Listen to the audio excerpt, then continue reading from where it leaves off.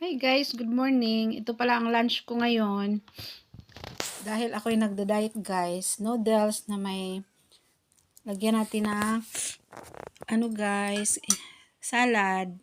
Ito, pwede na siyang ilagay lang sa ibabaw, ganyan guys. Para healthy naman yung noodles natin. Taba ko na kasi mga kapatid, natambay ako sa bahay. 2 weeks ako walang work, bakasyon, kaya panay ang kain na. So, masyado na akong para kain sa bahay. So, ito lang.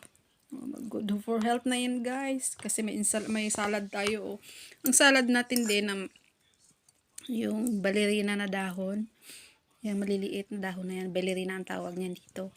Meron siyang fragula.